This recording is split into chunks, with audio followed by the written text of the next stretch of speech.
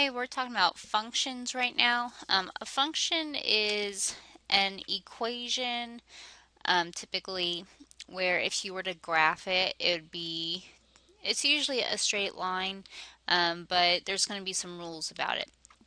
So we're going to use some graphing at the top of the paper and then just some solving equations a little bit in the bottom. So to start off with, a func, oh shoot, okay, there we go. A function is a relationship between input and output, and in a function there is exactly one output for each input, which means that no x value or domain will repeat. That is important. You will not want to have the same x value or domain when you're graphing these or solving these. If you're going to graph, you can use what's called the vertical line test or the pencil test, where, let's say we had this graph. If I were to hold my pencil up or draw a straight line, that line or that pencil should only hit the graph one time. So it hits it once, once, once, once. So that's okay. But if you have a graph that's, say, like this. Okay, so say you had a graph like that, then if I were to draw a line or hold my pencil on the graph, it hits it twice, which is no good. So we don't want to see any overlapping with our graphs. Okay, so with the first four questions, we're going to draw a small graph for these. And then at the end, I'll kind of give you a little shortcut of what to look for. So to do this, I'm going to make a t-chart with x and y values. And I always pick just -2, -1, 0, 1, and 2. So I can get a few points in the negatives and a few points in my positives. So when I plug each of these in, I should get a y value. So plug in -2, 4 times -2 is -8, minus 1 is -9. Plug in -1, 4 times -1 is -4, minus 1 is -5. Plug in 0, 4 times 0 is 0, minus 1 is -1. Plug in 1, 4 times 1 is 4, minus 1 is 3. And plug in 2, 4 times 2 is 8, minus 1 is 7. So now I'm going to make a small graph. I'm just going to put 5 tick marks on each side at least. Okay, so I did more, but that's okay.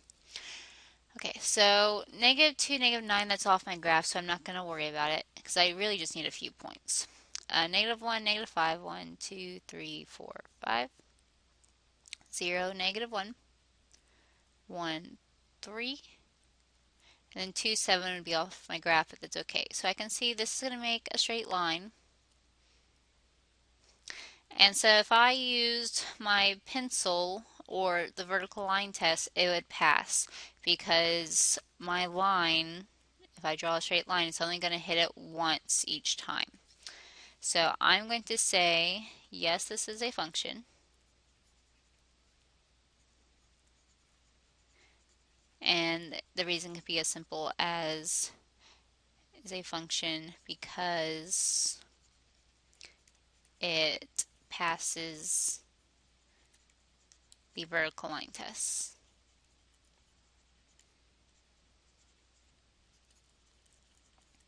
Okay. So number 2, doing the same thing, so I'm going to make my t-chart. So -2, -1, 0, 1, and 2. Plug in -2, -2 times -2 is 4, plus 3 is 7. Plug in -1, -2 times -1 is 2, plus 3 is 5. Plug in 0, -2 times 0 is 0, plus 3 is 3. Plug in 1, -2 times 1 is -2, plus 3 is 1. Plug in 2, -2 times 2 is -4, plus 3 is -1. Make my small little graph.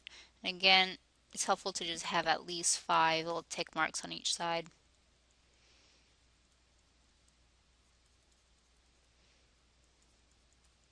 Okay. So -2, 7 is off my graph. -1, 5, 0, 3, 1, 1, and 2, -1. Okay, so it should be a straight line. I kind of failed with my graph, so it's kind of a wobbly line.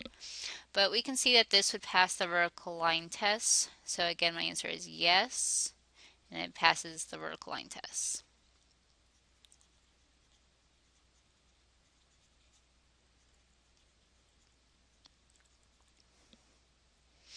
Okay, let's go down to number 3. So make your T-chart. -2, -1, 0, 1, and 2.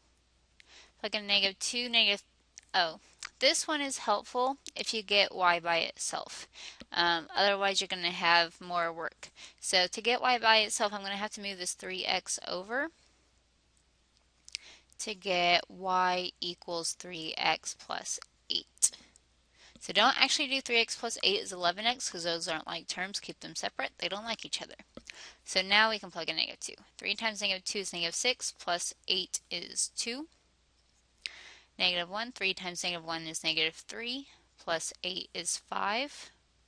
Plug in 0, 3 times 0 is 0 plus 8 is 8.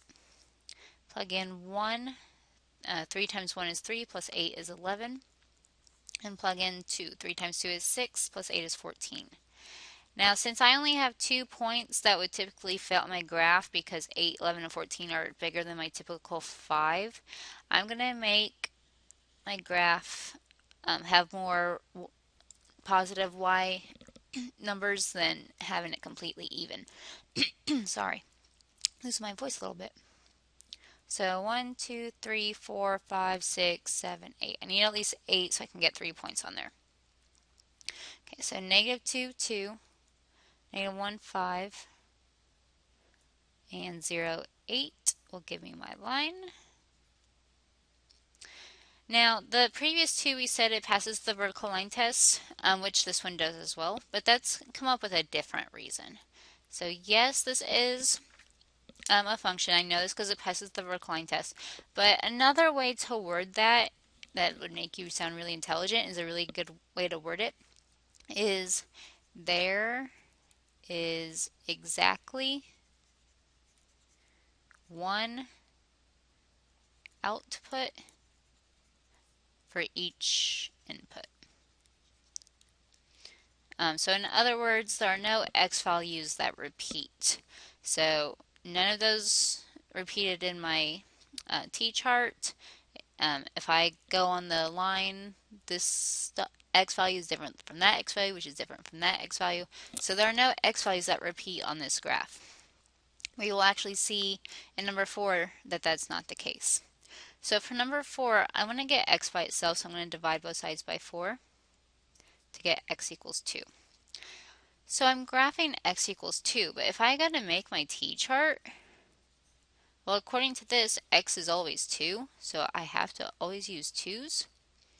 But I can use any y value, so -2, -1, 0, 1, and 2. So this t-chart is actually opposite.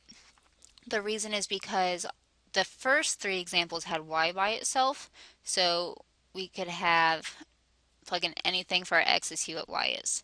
But number 4, we don't even have a y, so we can use whatever y's we want. But it says for a fact x equals 2, so x always has to equal 2. So if I were to graph this,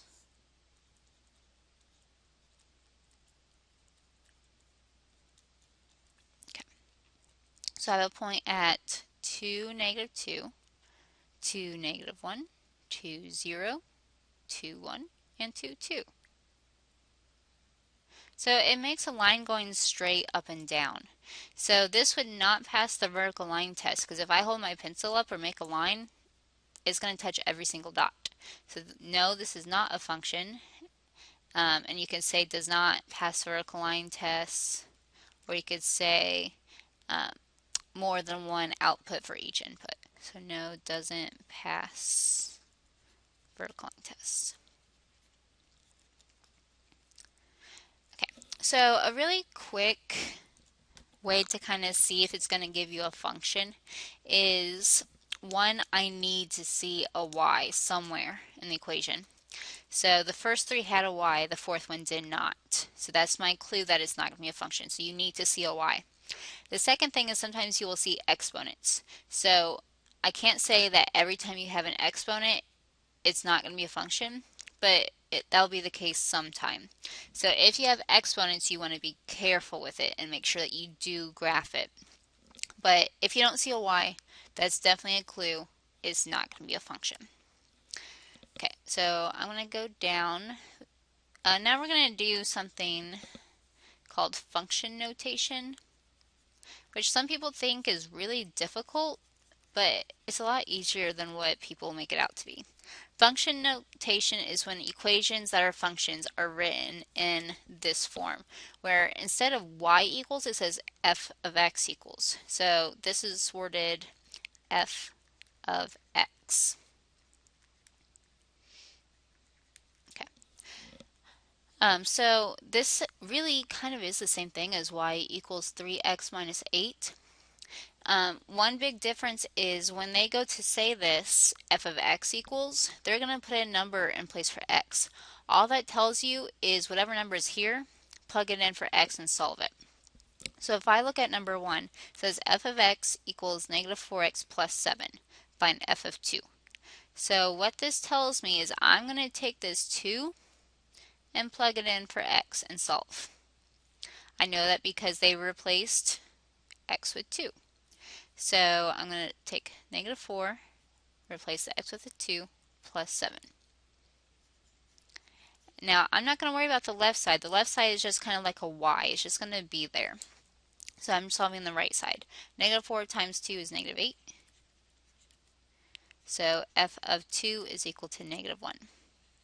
So this just tells me if you plug in x equals 2, you're going to get negative 1. That's all that means. So if I look at number 2, we're doing the same thing. It says h of t equals negative 16t squared plus 68t plus 2. Find h of 4. So they replaced t with 4. So all it tells me is I'm going to put 4 in for my variables and solve it. So h of 4 equals negative 16 times 4 squared plus 68 times 4 plus 2. So I'm going to do exponents first. 4 squared is 16. Rewrite everything else. Then negative 16 times 16 is going to give me negative 256. 68 times 4 is 262 plus 2. Negative 256 plus 262 is 6. So h of 4 is equal to 8. So again, don't get freaked out about function notation. All it means is whatever number they put in parentheses, plug it in to your problem and solve it.